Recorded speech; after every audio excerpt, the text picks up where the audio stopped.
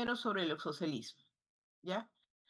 Eh, en, en el mundo existen como 200 especies de 20 géneros de arácnidos que pueden producir daño severo al ser humano. En nuestro país, eh, bueno, estos arácnidos, o que pertenecen al género, al grupo artrópodos, em, en nuestro país los que abundan son el género Loxoceles y el género Lactrodectus, ¿no? Y la mayor parte de mordeduras de arácnidos corresponden a loxoceles. Y de las loxoceles, la loxoceles laeta es la más difundida, ¿no? Ocurre más o menos, es causante del 38% de los accidentes reportados por mordedura de araña anualmente por el Ministerio de Salud. No es de declaración obligatoria, por eso es que a veces hay subregistros, ¿no? Bueno, la mordedura por los oceles produce el cuadro, al inocular el veneno, produce el cuadro que se denomina loxocelismo. Y hay dos formas clásicas del loxocelismo, el loxocelismo cutáneo y el víscero-hemolítico. El cutáneo es el más frecuente y solamente produce alteraciones, diversas alteraciones que pueden llegar a la necrosis cutánea, ¿no? En cambio, la forma viscerohemolítica, pues, aparte del compromiso cutáneo, puede tener una forma sistémica que incluso puede ocasionar la muerte. Afortunadamente, en el 90% de los casos es de origen, la forma cutánea. Entonces, revisaremos más o menos cuáles son las características. Es la más común. Todas ustedes habrán visto una araña de este tipo, Loxoceles laeta, porque es la denominada araña casera, araña de rincón, araña parda, ¿no? Porque es de color marrón. El cuerpo, ¿no? El centro de su cuerpo es más o menos, mide 1 centímetro de diámetro, pero con sus patas extendidas puede medir hasta 3 centímetros, ¿no? Y tiene su forma como la ven ustedes ahí, esta araña de color marrón o pardo, tiene forma de estrella, ¿no? Hay otras que son menos frecuentes, el que hay la Laxoceles reclusa, que es tiene forma de violín, ¿no? La araña de violín. Como ustedes ven, la clásica mordedura de esta araña puede afectar diversas zonas del tejido del organismo. Aquí vemos una lesión a nivel del párpado inferior del ojo derecho, ¿no? En los niños. Bueno, entonces, su forma, cuando uno la observa, es levemente achatada en el mesotórax, ¿no? Una característica importante es que cuando se siente descubierta puede cambiar, cambiar de color y mimetizarse, ¿no? Si las paredes son claras, se aclaran bastante, ¿ya? Y son habitan en las casas urbanas y también en las zonas rurales. En las casas, generalmente cuando no hay una limpieza exhaustiva, se ubican en los rincones, forman su telaraña y ahí se protegen, ¿no? Pueden ubicarse detrás de los cuadros, también dentro de muebles, que no tienen limpieza frecuente. Generalmente salen de noche, ¿ya? Y si no se ven atacadas o no se ven descubiertas, no atacan. Pero a veces en los niños, ¿no? Que de repente no se acuestan sin revisar su cama. Y bueno, yo eso lo tengo desde pequeña, ¿no? Porque mi mamá, eh, ella era asistente social, pero vio que cuando llegó una persona que le había mordido una araña y la vio que se murió en horas, entonces ella siempre nos inculcaba que había que revisar antes de acostarse, las sábanas, ¿no? El cubrecama, etcétera. Y voltear las almohadas porque realmente ahí se esconden, ¿no? Por ejemplo, si se cae o baja a través de su telaraña, que a veces son rapidito, no sé si ustedes la han visto a veces cómo bajan, pero así, en una forma veloz. y se pueden esconder debajo de las cobijas, ¿no? O sea, siempre hay que educar a los niños. Entonces, los adultos generalmente revisan, ¿no? Pero a veces a los niños se van cansados a dormir y si la mamá pues tiene muchos hijos o está muy cansada, pues ya a veces no revisa la ropa de cama y sus hijitos se van a dormir y así es como generalmente las arañas muerden de noche a los niños, ¿no? Presentación clásica es que aparezcan muy temprano, entre 4 o 6 de la mañana, los pacientes llegan pues con las mordeduras de araña. Hay zonas aquí que nosotros tenemos pues que proceden de la zona de Lurín, de Mala, ¿no? Entonces, este, de, de la costa bueno, ahora a nivel nacional ya hay un manejo optimizado de las mordeduras de araña. Entonces, los casos graves nos pueden llegar a los hospitales nacionales, ¿no? Entonces, normalmente no es agresiva en el día, ¿no? Solamente cuando se ve amenazada es que muerde. Esta araña, su mordedura, pues como les dije,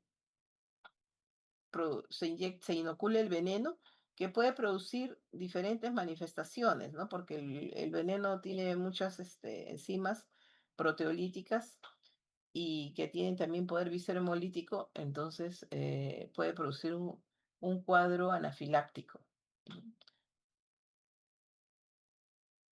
El veneno es potencialmente mortal y depende en realidad de la relación inóculo y superficie del individuo. Lo más importante que ustedes recuerden que un componente, el más tóxico quizás del veneno de los oceles es la enfingomilinasa D. Es enzima que tiene alto poder de penetración local, ¿no? El veneno es dermonecrótico, entonces siempre va a producir algún grado de necrosis en el tejido y con potencial viscerotóxico, ¿no? Y a nivel visceral y su toxicidad puede, aparte de la hemólisis, puede provocar daño vascular del endotelio vascular y activa la cascada de coagulación. Entonces, en sí, veneno es rico en enzimas de bajo peso molecular, ¿no?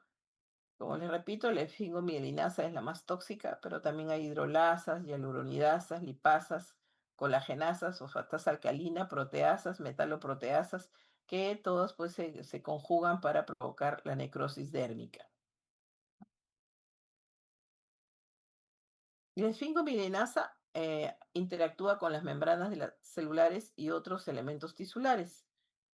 Generalmente a nivel local produce una reacción inflamatoria, ¿no? Inmediatamente activa el sistema del complemento, provoca migración de neutrófilos, agregación plaquetaria, aumento de la liberación de citoquinas y selectinas. Puede producir, pues, a nivel del daño del endotelio vascular, tanto daño se produce zonas de isquemia, zonas de hemorragia, que son las que le van a dar las características mm, de la lesión que produce a nivel de la piel, ¿no? Con gran componente inflamatorio que evoluciona a la necrosis, ¿no? Y generalmente, como ustedes ven acá, eh, esta lesión en el dorso del pie, ven pues gran componente inflamatorio y una zona violácea en el centro que es donde se ha inoculado el veneno, ¿no? Entonces, en las pocas horas nosotros podemos ver lesiones que son eritematosas, ¿no? Que van progresando. Ahí vemos, si lo vemos con buena intención, vemos como dos flictenitas, ¿no? Esa es generalmente la lesión. Al inicio podemos ver dos flictenas satélites y que pueden confluir después, ¿no? Entonces, evolucionan así con esfacelación del tejido, gran contenido hemorrágico, se va produciendo la necrosis, luego se esfacela, se puede producir la lesión necrótica y eso después se cicatriza, ¿no? Entonces, em, la evolución de la lesión dérmica va desde un color eritemato blanquecino al inicio hasta azul violáceo a las 6 horas más o menos, y a partir de eso ya se va produciendo la úlcera necrótica, ¿no? Que más o menos ya se ha producido, se ha instalado en las primeras 24 horas después de la mordedura. Al inicio puede ser indolora, pero a las pocas horas, 2, 4 horas, ya el paciente siente el dolor después de la mordedura, ¿no? Y se va incrementando con el transcurso porque obviamente el veneno va produciendo la lesión y liberación de citoquinas, mayor daño tisular que va a provocar el dolor, ¿no? Entonces, como vemos, ¿no? Tiene una induración central porque cuando uno lo palpa, es como aquí se va a ver contenido flictenular, se palpa duro, ¿no? Entonces, esta zona que lo rodea está eritematosa y esta es donde se ha inoculado, es donde se va a formar la placa libeloide que luego lleva a estos cambios, ¿no? Generalmente no da no podemos palpar ganglios, no hay una linfadenopatía regional, ¿no? Ahora, como esto produce una reacción anafiláctica local, la repercusión sistémica es pobre, ¿no? Generalmente puede haber algunas de las primeras horas, temperatura no muy alta, ¿no? Leve compromiso del estado general, más es la ansiedad del paciente, ¿no? Porque el veneno es de acción local cuando el compromiso es solo cutáneo. Y la lesión cuando el inóculo es pequeño puede desaparecer al cabo de 2 o 3 días o pues puede durar varias semanas, ¿no? Como es el caso hasta que se cicatrice, ¿no? Porque esto puede durar 2, 3 semanas. Las formas necróticas severas, ¿no? Nosotros vamos a reconocerlas cuando la placa libeloide es de rojo violáceo intenso, ¿no? Y está acompañada de gran eritema con zonas de hemorragia y necrosis, ¿ya?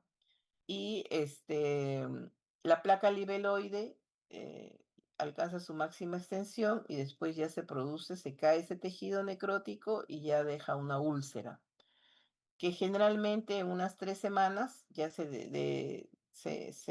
la escara se desprende espontáneamente y deja una úlcera limpia, ¿no? La úlcera puede ser profunda y extensa. Ahora, también puede dar complicaciones como, este, a veces los niños se rascan, ¿no? Se puede acompañar de celulitis, puede haber linfangitis regional y hay que diferenciar, pues, de otras lesiones como el pioderma gangrenoso, ¿no? Bueno, a ver. El diagnóstico generalmente es clínico. Cuando alguien vio una lesión típica de mordedura de araña, no se olvida, ¿no? Entonces, el diagnóstico fundamentalmente es clínico. A veces los padres llegan con la araña han captado la araña, porque a veces la araña muerde y se vuelve, ¿no? Se queda por ahí nomás, y captan al espécimen y lo llevan en un frasquito o una bolsita.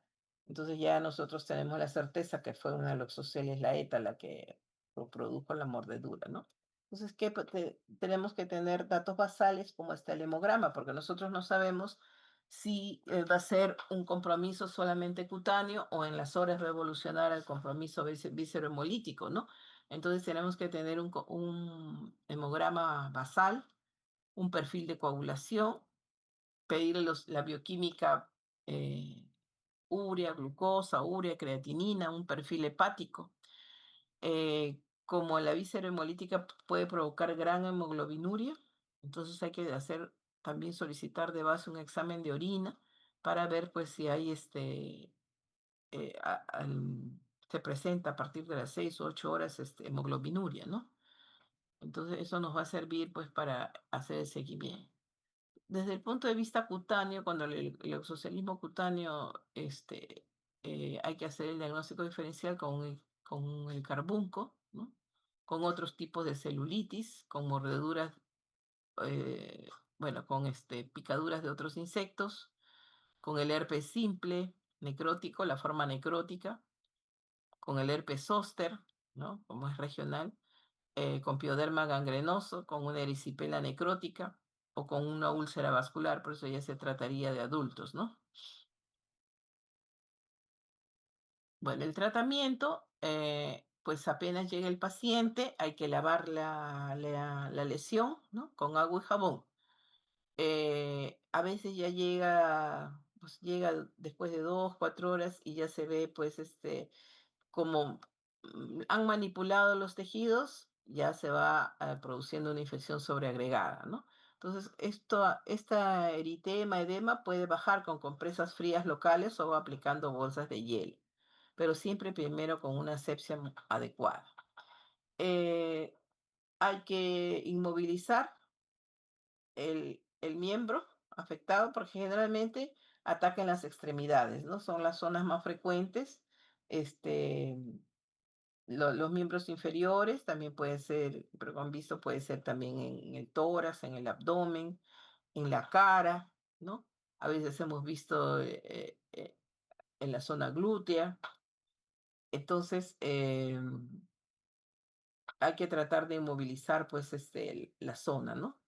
Y si es necesario, se puede aplicar torniquetes, sobre todo si en miembros inferiores. Hay que evitar la aplicación de desinfectantes, o antisépticos que tengan otro color, ¿no? Para ver la evolución natural de la lesión. Y el tratamiento que nosotros debemos hacer depende de la extensión de la lesión, ¿no? Entonces, que vamos a ver si es una lesión leve, moderada o hay gran compromiso, ¿no? Entonces, si es leve, el tratamiento antihistamínico puede ser por vía oral, pero si ya vemos que se ha extendido la lesión, entonces damos antihistamínicos por vía parenteral. Más usada es la clorfenamina, la dosis de 0,2 miligramos por kilo por dosis.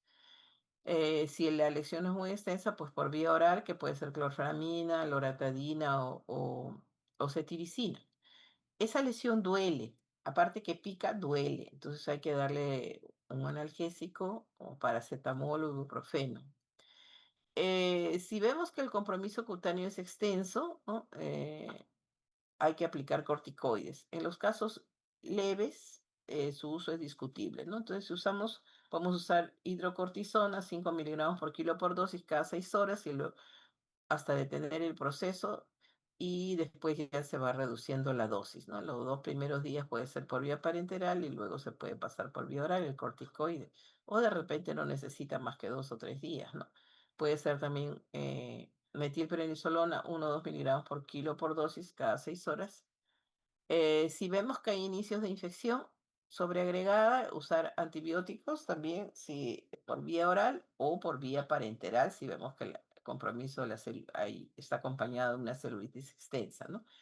En algunos casos hay que hacer profilaxis antitetánica, el paciente no ha sido vacunado, y el suero antiloxoceles todos los hospitales, a nivel nacional, en las emergencias tienen el antídoto antiloxoceles, que es producido por el Instituto Nacional de Salud. Entonces, si vemos que el compromiso es de moderado a severo, pues se aplica el antiloxoceles, este, dentro de la lesión 0,2 mililitros, ¿no? Intradérmico. El uso de la zona generalmente se inicia el tercer día, según la guía del MINSA, y es 1 miligramo por kilo por día durante 7 días.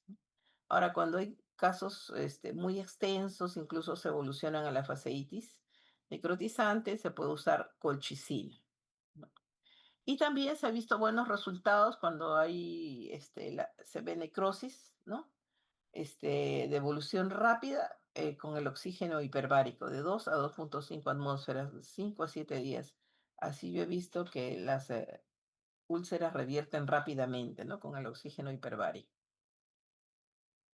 Bueno, pero en el 10% de los casos podemos ver la forma más grave, la forma del oxocelismo víscero-hemolítico. Entonces, acompañados al cuadro cutáneo, pues en el transcurso de las horas, se presenta la hemólisis intravascular, ¿no? Y esto se debe a que se activan las proteasas endógenas de la membrana del eritrocito por acción de la esfingomielinasa, ¿no? Y eso, ¿qué es lo que daña? Son las glucoforinas que protegen la membrana del eritrocito, ¿no? Y también activan complemento. Entonces, se produce una hemólisis mediada por complemento. Esto puede provocar hemoglobinuria, que puede provocar taponamiento, necrosis tubular aguda, taponamiento renal y lleva pues a la falla renal aguda. Esto se puede presentar en promedio a las 12 a 36 horas después de la mordedura, ¿no? Y nosotros vemos pues que aparte del compromiso cutáneo, el paciente se va volviendo pálido. ¿Por qué? Porque se produce una anemia hemolítica. eh, eh, Puede evolucionar a la insuficiencia renal aguda, incluso presentar coagulación intravascular diseminada, falla multisistémica y fallecer, ¿no? Entonces, más o menos del 10 al 30% de los casos desarrollan la forma viscerohemolítica. Y de esto, más o menos, de este porcentaje de esta población, si no tiene un tratamiento adecuado, puede haber una mortalidad del 15 al 25%. La lesión cutánea es igual. Por eso les digo, siempre hay que tener exámenes basales porque no sabemos qué va a suceder con el paso de las horas, ¿no? Pero con el transcurso de las horas, pues va apareciendo la palidez, puede aparecer hematuria, en realidad orinas rojizas, ¿no? Fiebre, falla renal, y esta falla renal es de tipo parenquimal, generalmente se manifiesta con oligoanuria, ¿no? Entonces ya les he explicado que la hemoglobinuria es la que provoca taponamiento de los túbulos renales y causa necrosis tubular aguda, ¿no? En algunos casos va a requerir soporte dialítico, puede ser diálisis peritoneal o hemodiálisis, y estas formas, pues las que provocan insuficiencia renal son las que pueden provocar la muerte, ¿no? Estos cuadros sí son aparatosos, evolucionan con leucocitosis, con alteración del perfil de coagulación, generalmente se acompaña de trombocitopenia, y hay que manejar pues todo de acuerdo, darle el soporte hemodinámico adecuado y tratar los trastornos hidroelectrolíticos, ¿no? Que se vayan presentando. En un estudio que hizo Cayetano Heredia, de 89 casos de loxocelismo pediátrico, hospitalizados por este cuadro viscerohemolítico, la mayoría presentó fiebre, náuseas y vómitos en las primeras 24 horas, ¿no? Y también se observó que las mordeduras de tórax son las que se asocian a forma del oxocialismo viscerohemolítico, ¿no? Como le dije, el cutáneo generalmente es en las extremidades, en las zonas más expuestas, pero se ha observado que cuando la mordedura es a nivel del tórax o del abdomen, puede evolucionar a las formas viscerohemolíticas, ¿no? Entonces aquí el tratamiento tiene que ser enérgico, ¿no? Hospitalización inmediata, ni bien llega el paciente, ¿no? Hidratación enérgica, ¿no? Sí, en las emergencias, con solución salina isotónica, una hiperhidratación para evitar, pues, que la hemólisis puede provocar el taponamiento renal agudo. Ahora, cuando el paciente ya requiere UCI, ahí sí se le hace la hidratación alcalinizante, ¿no? La hidratación con volúmenes como para un gran quemado, ¿no? 3.000 a 3.500 por metro cuadrado, y se prepara en una solución de destroza con bicarbonato de sodio, como para mantener un pH de 6.5, ¿no? Un pH urinario de 6.5 a 7, ¿no? Y eso para evitar que la hemólisis provoque taponamiento renal agudo. Hay que corregir las alteraciones hidroelectrolíticas que se pueden producir, pues si se lleva la oligoanuria, y hay hiponatremia dilucional o hipercalemia, ¿no? Entonces hay que corregir estas alteraciones. Obviamente, como se produce una anemia hemolítica que puede ser grave y puede requerir soporte transfusional, ¿no? Transfusión de paquete globular. Ya saben ustedes la dosis de 10 a 20 centímetros por kilo. Y si vemos que está evolucionando a la insuficiencia renal, hay que dar un soporte dialítico precoz, ¿no? Y obviamente hay que tratar de colocarle el suero antiloxoceles lo más pronto posible, ¿no? Generalmente los hospitales grandes tienen su suero antiloxoceles en farmacia. Se diluye, la ampolla viene de 5 centímetros del suero antiloxoceles. Se diluye toda la ampolla y se pasa en 50 mililitros de solución salina, ¿no? Y se gotea al paciente en aproximadamente 1 hora. Aquí sí este,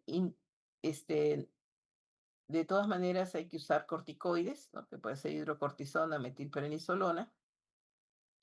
Los antihistamínicos también son por vía parenteral, ¿ya?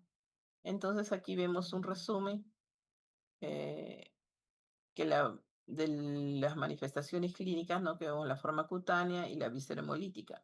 La forma cutánea, pues, cuando no está complicada, solamente hay dolor, edema, eritema, las lesiones que ustedes han visto, que ya las hemos descrito, pero cuando está complicada la forma cutánea, pues hay gran necrosis, ¿no? Y con una ulceración que puede demorar como 3 semanas.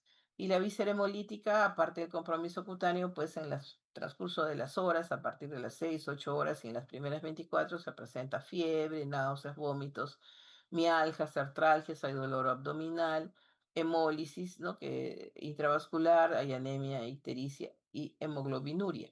Puede haber CID, insuficiencia renal aguda, falla multiorgánica, el paciente puede llegar chocado, puede presentar convulsiones, ¿no?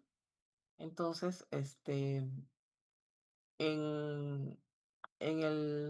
la forma cutánea no complicada, pues a partir del tercer día, buena hidratación por vía oral, ya hemos descrito el uso de antihistamínicos por vía oral, de antibióticos por vía oral, y Dapsona, ¿no? A partir del séptimo día.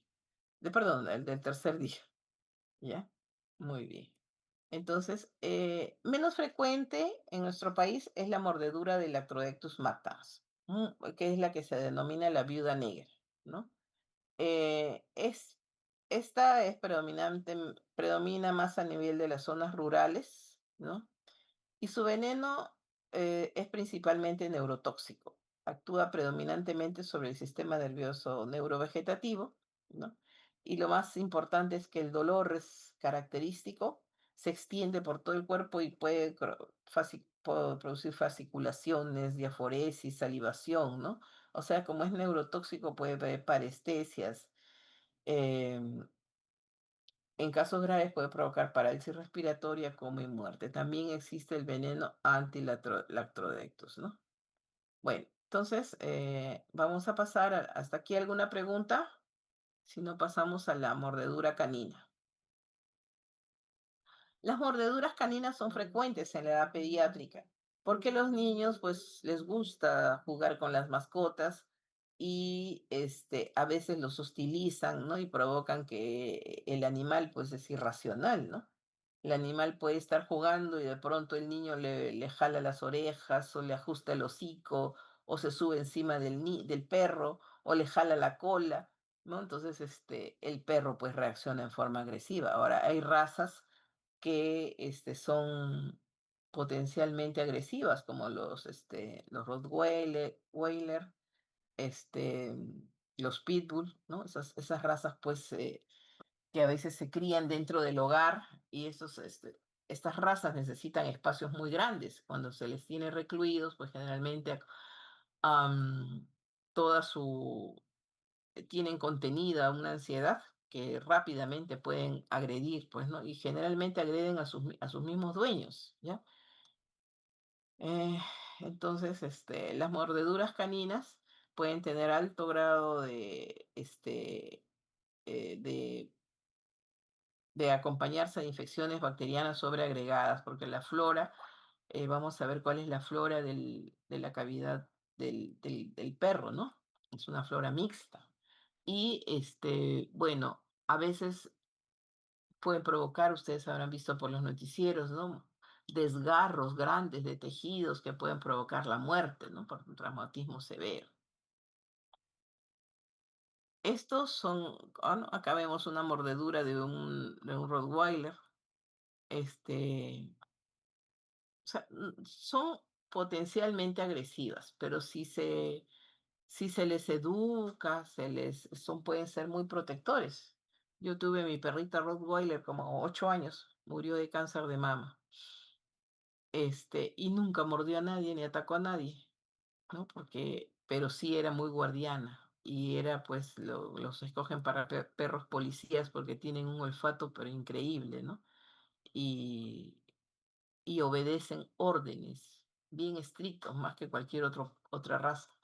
Por eso que muchos de estos los acompañan como perros policías. Bueno, entonces los eventos de mordeduras de perro pueden ser pues muy traumatizantes para los niños, ¿no? Pueden dejar un síndrome postraumático muy severo, ¿ya? Y todo depende del daño local que provoque la mordedura. Ahora, las mordeduras como, si son de las mismas mascotas que sí tienen de la familia, las mascotas de la familia que deben ser cuidadosamente vacunados, etcétera, es poco probable que transmitan la rabia, ¿no? Pero un riesgo de la mordedura canina de perros desconocidos, de perros, vagabundos, puede ser también la posibilidad de la rabia. Por eso que cuando el perro es desconocido tiene que estar aislado para poder observar la conducta del can, ¿no? Bueno, entonces, la flora microbiana, es mixta, anaerobia y aerobia.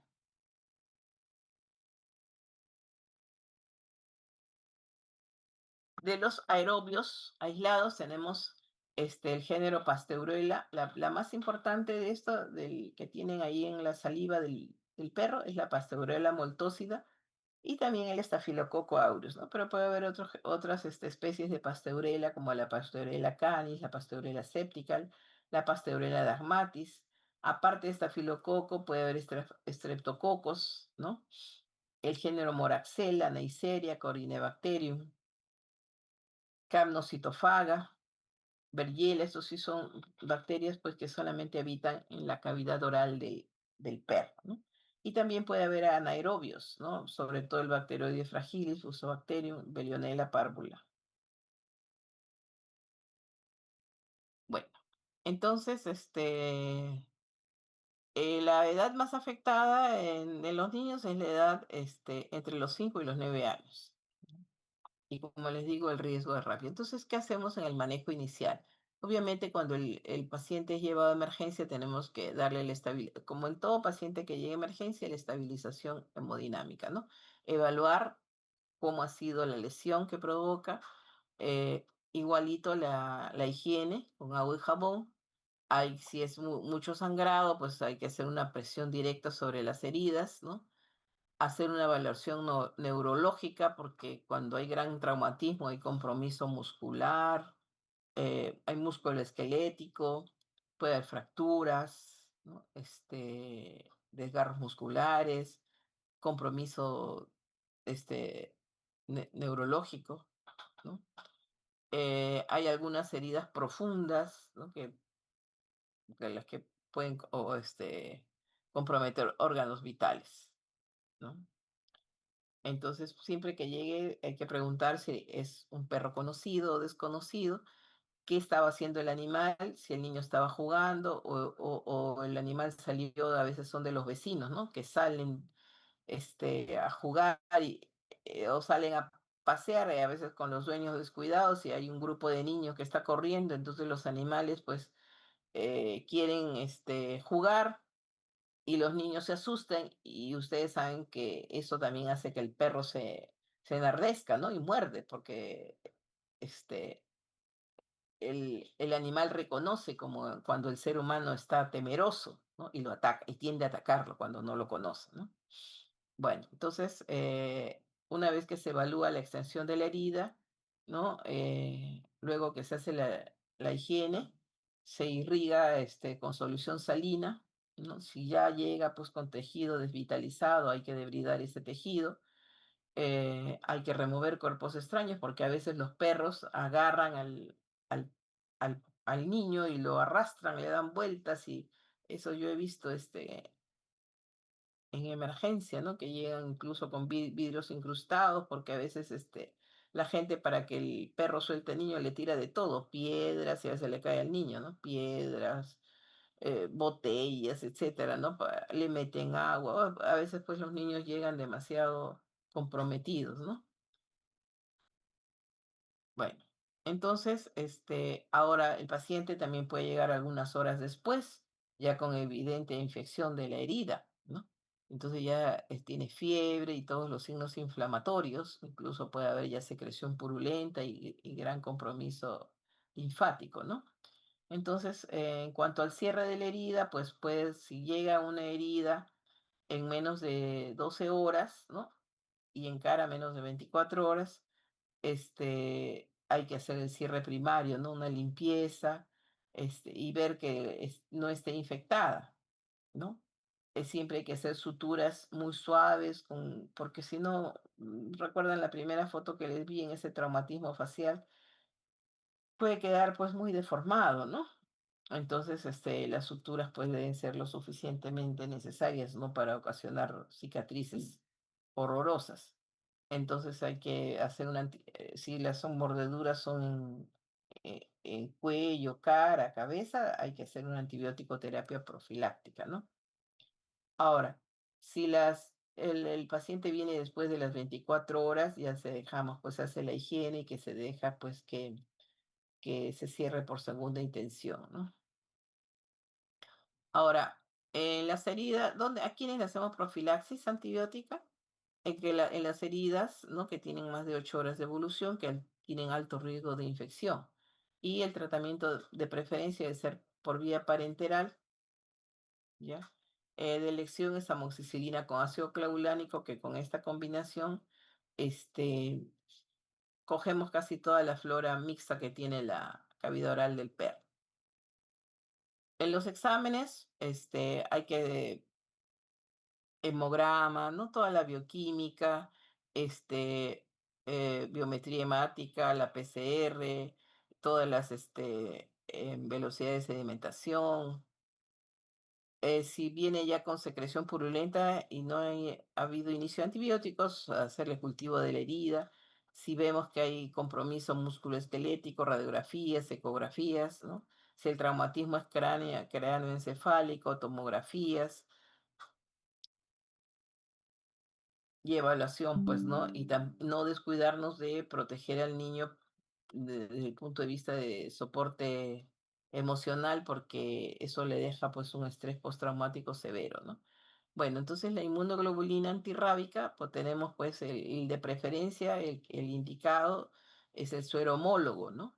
Este, que se le da 20 unidades por kilo de peso, que es la inmunoglobulina antirrábica, es la de elección, pero ya no se usa, pero en algunos sitios no hay, a veces se acaba. Una vez nuestra emergencia no teníamos suero homólogo y hay el suero de origen equino, ¿no? El suero heterólogo, también es bueno, pero puede desencadenar reacciones anafilácticas, ¿no?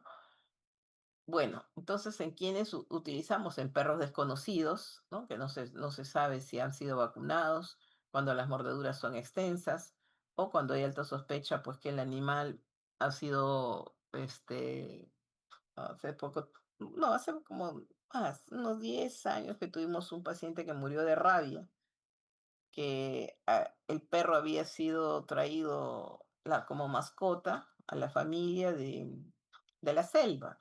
Y a ese lo había mordido un murciélago rabioso. Y bueno, el perro pues lo trajeron, ¿no? No sabían que el perro estaba pues incubando la rabia y mordió al pacientito y bueno, lo tomaron como que era, ¿no? No sospechábamos de rabia, no sospechaba ni la familia y bueno, cuando llegó ya nosotros pues vimos que tenía cialorrea prominente, profusa, ¿no? Paciente convulsionaba y pues, el paciente falleció, pues le había dado la rabia canina. Bueno, este,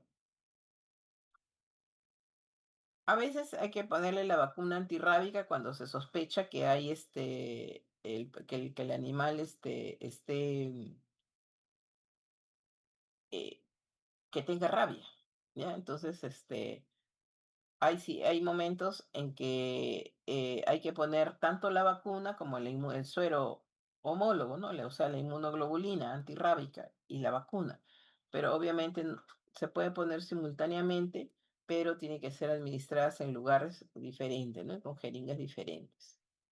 Esta vacuna, este, las vacunas antirrábicas y el suero homólogo pueden ser administrados durante el embarazo y la lactancia, ¿no? ¿Qué puede provocar? Dolor local, fiebre, ¿no? Bueno, eso en cuanto a mordeduras caninas. Y por último, ya tenemos las picaduras de alacranes. Nosotros podemos tener en el Perú, en las zonas rurales, ¿no? En Lima hay pocos alacranes, casi no todos los pacientes que vemos con mordedura de alacrán vienen de zonas rurales, ¿no? Entonces, hay los animales peligrosos, los alacranes peligrosos son medio anaranjado rojizos. En cambio, los animales que no son peligrosos son los oscuros, los pardos, ¿no? Los marrones o a veces son negros, ¿no? Entonces, ya desde el color y desde la forma, más o menos tenemos que identificar cuáles son los peligrosos, ¿no? Por ejemplo, este es un alacrán peligroso. Bueno, entonces, los alacranes tienen, o sea, ¿no? Tienen su cabeza, su tórax, el abdomen y la cola, ¿no? Y en la cola es donde tienen, la glándula que inyecta el veneno. Ya. ¿Cuáles son las principales, manifestaciones de la picadura de alacrán? Fiebre, ¿no? Piel de gallina, cialorrea, dificultad para respirar, vómitos y diarrea. Bueno, entonces, este, entonces factores de riesgo para sufrir mordedura de alacrán es habitar en zonas endémicas del alacranismo, ¿no? Donde las condiciones favorecen el desarrollo del alacrán, ¿no? O sea, zonas rurales donde amontonan mucha cartones, ladrillos, ¿no? Entonces, por ejemplo, donde amontonan, donde preparan tejas, ahí proliferan los alacranes, ¿no? Bueno, entonces, las picaduras de alacrán aumentan en las épocas de calor intenso, ¿no? Y los alacranes también, al igual que las arañas, suelen picar de noche porque salen de noche para alimentarse, ¿no? También los alacranes pertenecen, al igual que los arácnidos, son artrópodos, ¿no? Con hábitos nocturnos. Y de día, pues permanecen ocultos porque el calor y la luz solar son dañinos para los alacranes, ¿no? Entonces, y el alacranismo se denomina pues a la picadura de alacrán por el veneno, se produce el alacranismo, ¿no? Y también es una urgencia médica porque puede provocar compromiso neurológico. Entonces, eh, también tiene 8 patas articuladas, ¿no? Tiene entonces el prosoma, su cuerpo está dividido en prosoma, que viene a estar dado por la cabeza y el tórax. El epistoma, que es el abdomen, ¿no? Está conformado por el mesosoma, que es la parte anterior, y la metasoma, que es la parte posterior. Y el telson, que es el aguijón, ¿no? Ahí está que es la cola. Ya, acá está, ¿no? Cola con el aguijón. Aquí está el aguijón. Y ahí esa es la glándula que cuando pica, ahí elimina el veneno, ¿no? Entonces, los marrones o negros son los que no son venenosos. En cambio, los peligrosos son de color anaranjado o amarillo claro, ¿no? Y tienen un aguijón doble, a diferente a que es uno solo. Tienen aguijón doble, ¿no? Y sus pinzas son más alargadas y acá lo tenemos que no se ve bien, pero tiene en el abdomen sus rayas, ¿no? Más oscuras que el cuerpo. Bueno, el veneno contiene proteínas tóxicas, proteasas, tiene lípidos, ¿no? Em, También tiene enzimas proteolíticas como la hialuronidasa, y eso favorece la penetración del veneno a los tejidos, ¿no? Y la 5-hidroxitriptamina es la que va a provocar el dolor y la reacción inflamatoria, ¿no? Eh, bueno, el veneno en realidad pues es su mecanismo de defensa, el aguijón y la producción del veneno, es un mecanismo de defensa del, este, del alacrán, ¿no? Entonces, sus componentes, la 5-hialuronidasa aumenta la permeabilidad capilar, ¿no? Siempre la picadura de alacrán siempre está rodeada de una zona inflamatoria. y la presencia de la 5-hidroxitriptamina produce el dolor y el edema, ¿no? Y las escorpaminas, que son las que tienen afinidad por el sistema nervioso, son las que van a dar las manifestaciones sistémicas, ¿no? Producen liberación de acetilcolina y de catecolaminas.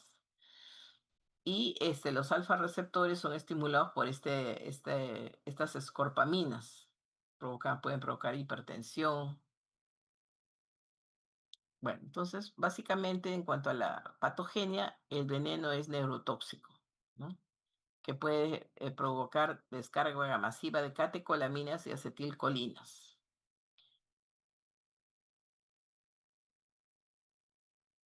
Y las manifestaciones pueden ser variables, ¿no? Depende también igualito del inóculo, ¿no? Más o menos se presentan de 20 a 40 minutos después de la picadura. Entonces, signos y síntomas locales, dolor intenso, prurito en el sitio de la picadura y rápidamente, como es neurotóxico, puede provocar hormigueo local, calambres en la misma zona, puede provocar leve inquietud, ¿no? Entonces,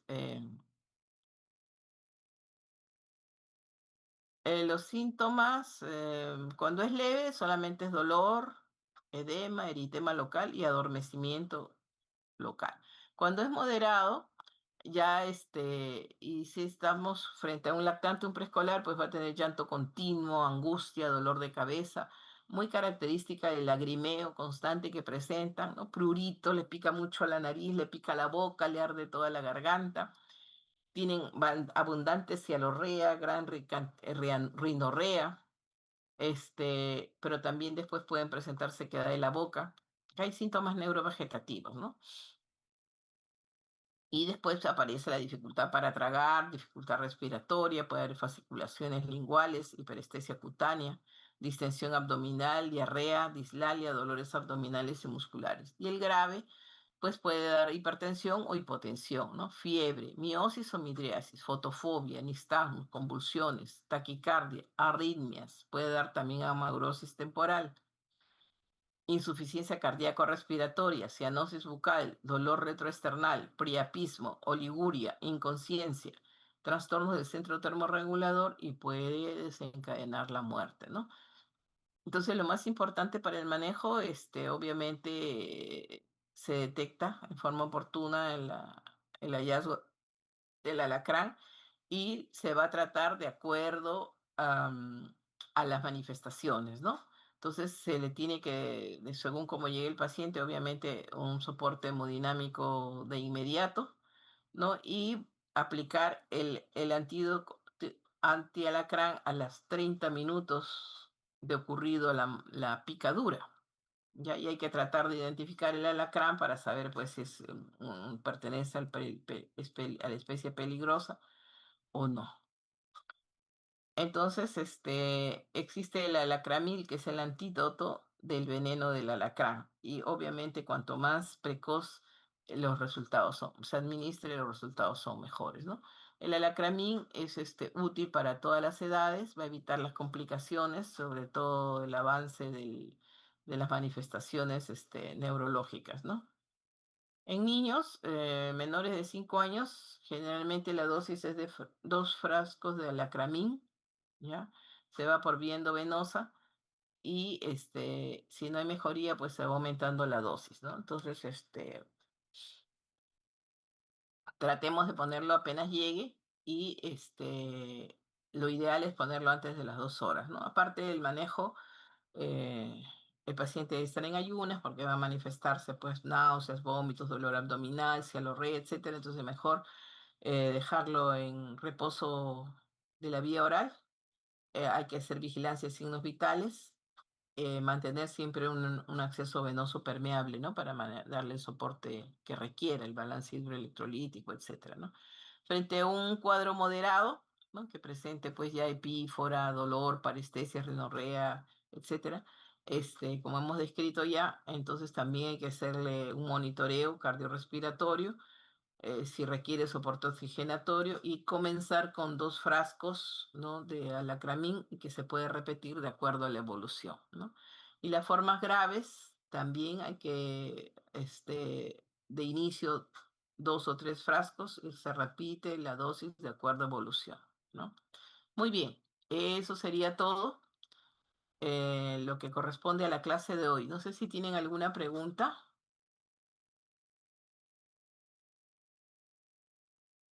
No, doctora, muchas gracias.